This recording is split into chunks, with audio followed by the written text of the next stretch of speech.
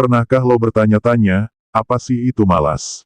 Tentunya kita semua tahu apa itu malas, dan semua orang itu mempunyai rasa malas. Bahkan kita sendiri juga pernah merasa malas. Misalnya lo mau berangkat kerja dan tiba-tiba lo merasa malas dan tidak ingin berangkat kerja. Ada lagi malas yang lebih ekstrim, misalnya lo mau ambil minum aja malas, seakan-akan kaki dan tubuh lo tidak bisa merespon apa yang lo inginkan.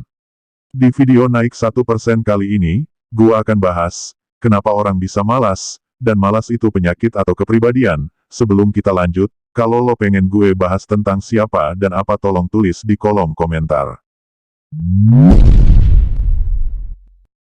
Rasa malas dalam psikologi dapat dikelompokkan ke dalam perilaku apatis atau behavioral apati. Apa sih apatis itu? Pada dasarnya, apatis itu sikap tak acuh terhadap segala sesuatu yang terjadi di sekitar.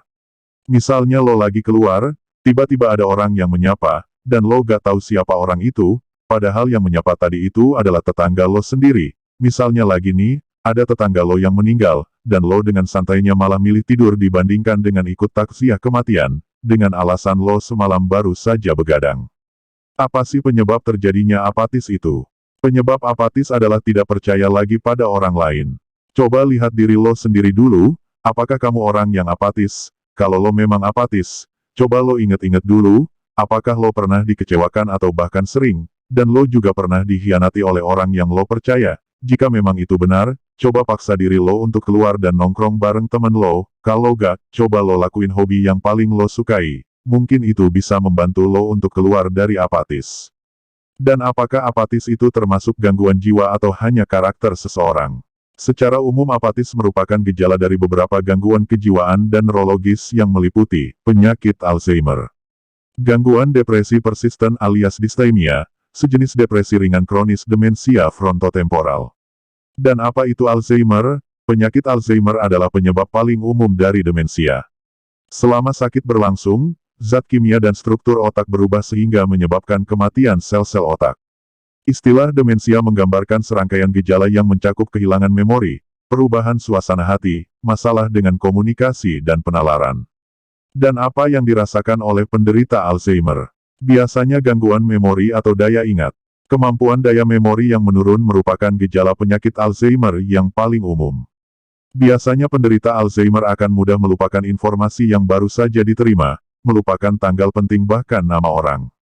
Jika lo merasakan seperti itu, cobalah untuk konseling dengan para ahli, biar lo tahu apakah lo benar-benar mempunyai penyakit Alzheimer, dan di samping itu, lo juga bisa memfasilitasi jika lo ingin melakukan perubahan pada perilaku lo, dan juga bisa digunakan untuk melakukan rekonstruksi pikiran lo yang bermasalah.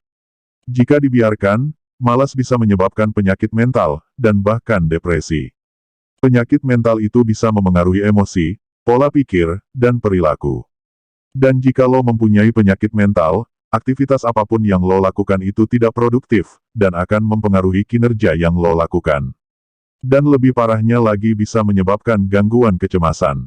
Keluhan pertama yang dialami adalah rasa cemas berlebihan, di mana penderitanya merasa khawatir dan ketakutan secara terus-menerus.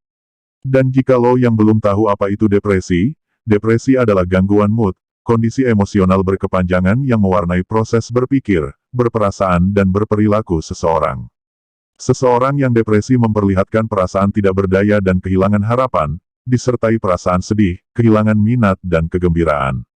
Dan depresi itu bisa terjadi karena berbagai hal, contohnya, memiliki riwayat gangguan kesehatan mental pada keluarga, menyalahgunakan alkohol atau obat terlarang, memiliki ciri kepribadian tertentu, seperti rendah diri, terlalu keras dalam menilai diri sendiri, pesimis, atau terlalu bergantung kepada orang lain. Dan gua sangat menyarankan lo untuk konseling, jika rasa malas lo melebihi standar malas, bisa saja lo mempunyai penyakit mental bahkan depresi. Sampai di sini dulu pembahasan tentang rasa malas, dan tolong bantu channel ini, agar kita semakin semangat membuat konten. Sampai jumpa di lain waktu dan terima kasih.